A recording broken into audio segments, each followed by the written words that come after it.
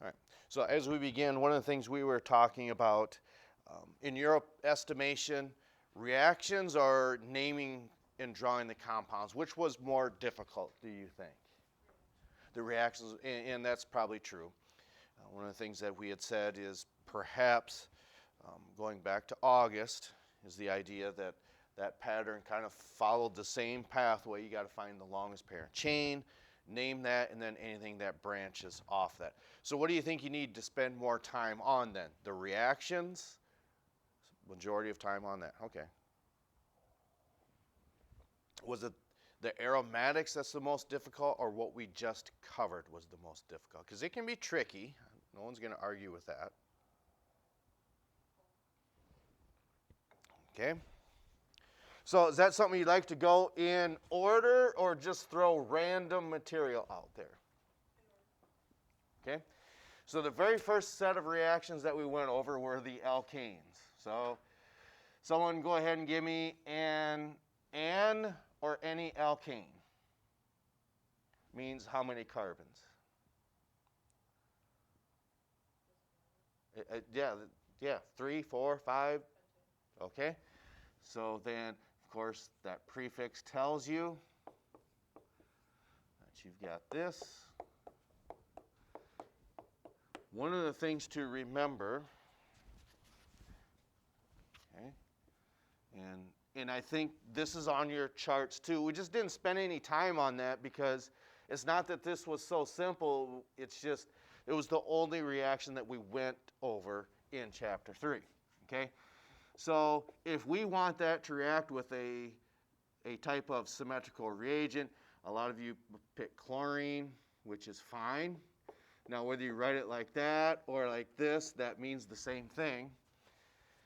What you had to remember here, okay, is that, okay, because alkanes are just too stable to react with anything. So, therefore, you have to have a catalyst, either UV, light, or heat, one of those two, okay? And then typically what happens, this will cause that reaction to take place. There we go, UV, light, or heat, and then they just usually attach next to one another. I don't think we really ever put them on the end, so this will now react and gives us. And I'm not going to beat anybody up over this. We just need to remember that's going to react. And there is your prop. No, that is not right. That is, sorry. Okay. And the reason for that is, remember, what was on that carbon to begin with? There's a hydrogen on there, okay? So one of those chlorines booted that out of there and then gave us plus HCl, okay? That's what we're looking for, okay? And if you put that on there, fine. Now, next year in college, are you going to have to do that? Could be. That I don't know. If, to me, I've always thought if you're curious about the college experience, if you ever get the time, talk to someone who's in college right now. That would be the best source. And the more we're prepared, I think you'd agree, the better off you'll be, and that's probably why Madison did as well. She did in pharmacy school now. Thank you for informing me of that. Okay. So that is our alkane reactions. Now, we started with pentane. What did we end up with? What's this called? It's still an alkane, but what would we call this? Right, 2-chloropentane, because now we got a derivative branching off of that. Okay? Was it tricky naming the alkanes? Those were probably the simplest, because were they difficult? Well, maybe, because that was all brand new material. Okay? Do you remember all of your derivatives?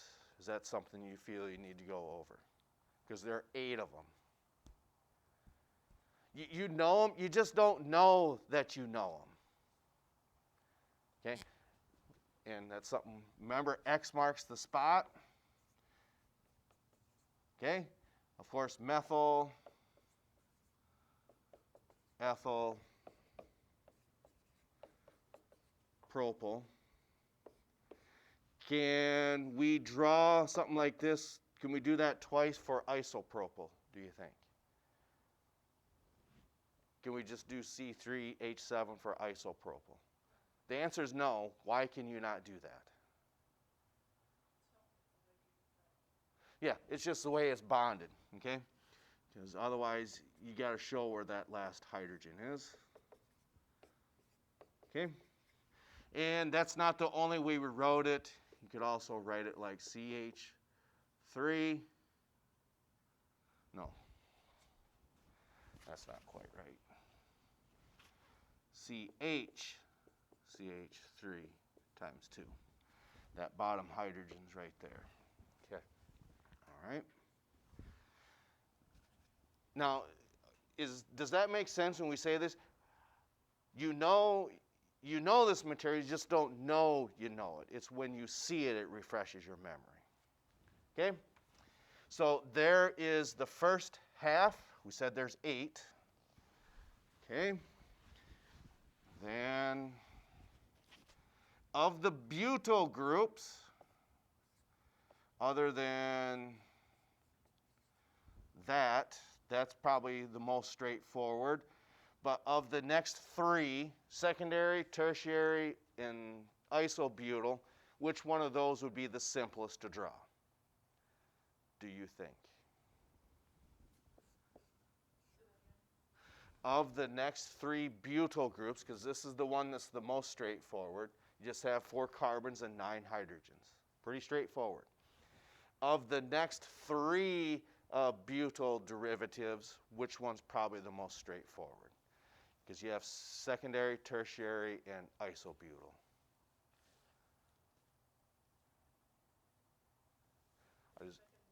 You are right. Why are you right?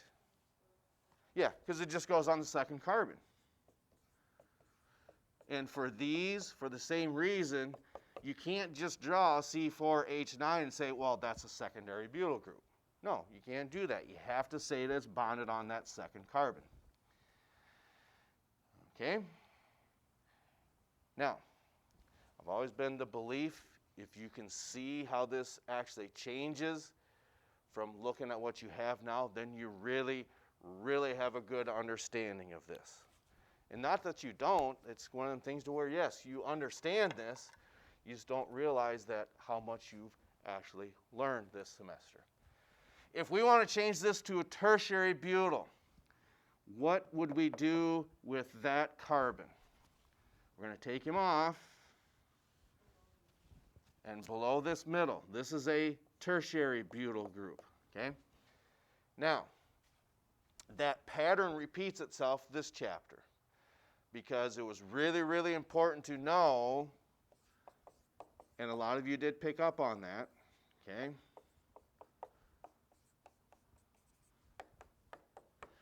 Because why is this so important to understand in the alcohol chapter? This guy over here.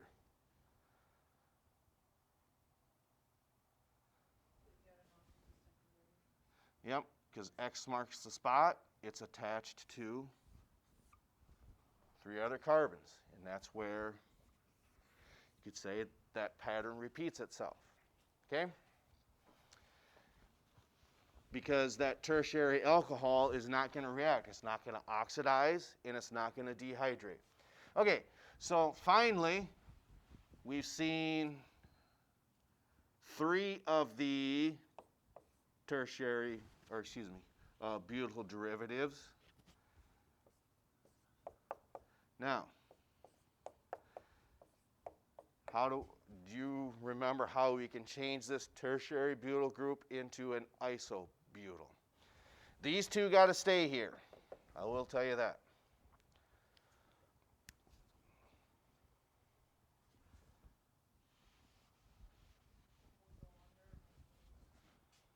Okay, so what happens So I'll just put a Y there and a Y there so we can still see we got our tertiary butyl group. Okay, when you say one goes under, we're going to put one here. Okay. So that one went down here. This one is going to go down here. Okay, there is your tertiary. There's your isobutyl group. Why it's called that I don't know. This won't be the last time we see something like this. When we get to the amino acids, how you name them, this will come back again. Okay, I just wanted to spend a little bit of time on that and then wrap up with some of the alkenes. Okay.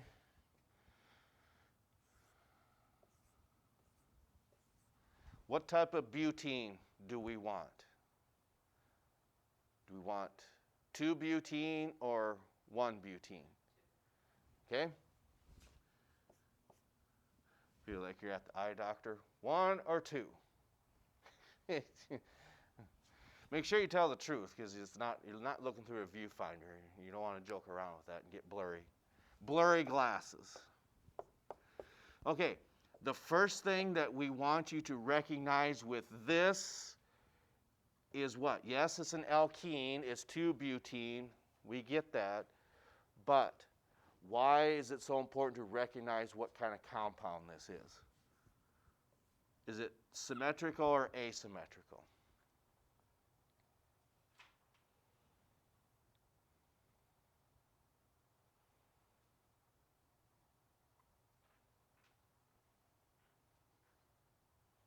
Get a 50-50. It is symmetrical. It wouldn't matter. Even if there's 5 more carbons over here, that's still symmetrical. The best way to look at this is, even if we had those 5 carbons over here, the moment that we put him on the end like that, that makes this asymmetrical. Okay? So even if you had them 5 carbons after this, this is asymmetrical. Even if we have them 5 carbons after this, this is still going to be symmetrical. Okay? So we got our symmetrical parent compound. What is our reagent going to be? Symmetrical or asymmetrical? Symmetrical? Okay. So give me a symmetrical reagent. There's a whole slew of them. Halogens, hydrogen, one of those two. We're going to do both of them. You just tell me which one first. Hydrogen? Okay, I thought you said top one, because that's the one I gave first. Okay. It's 2 hydrogens. Now, you got to be careful with this one, okay? I'm going to show you why.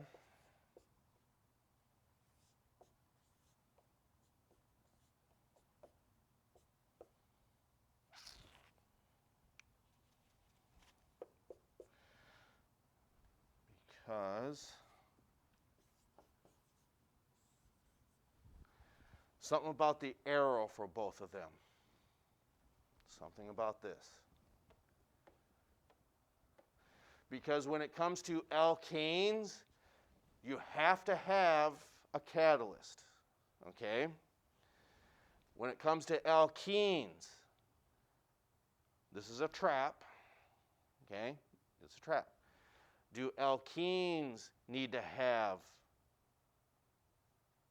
a catalyst? Yes and no. One does, one doesn't. You got a 50-50 chance.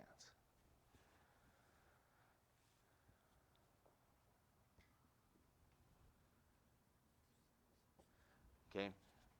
Oops, sorry, this one. Hydrogen, that's an exception to the rule. For some reason, when this reacts with hydrogen, this has to have a catalyst. Remember, we said these alkanes are too stable. They will not react without a catalyst. Alkenes, however, They're unstable. This double bond breaks very easily. Therefore, you will get them to react.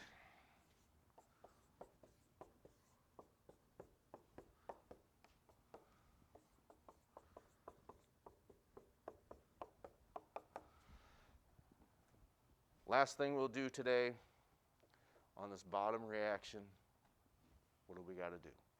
Both of these get used up.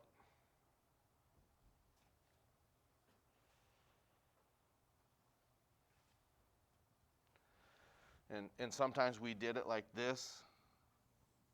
There's a gap there.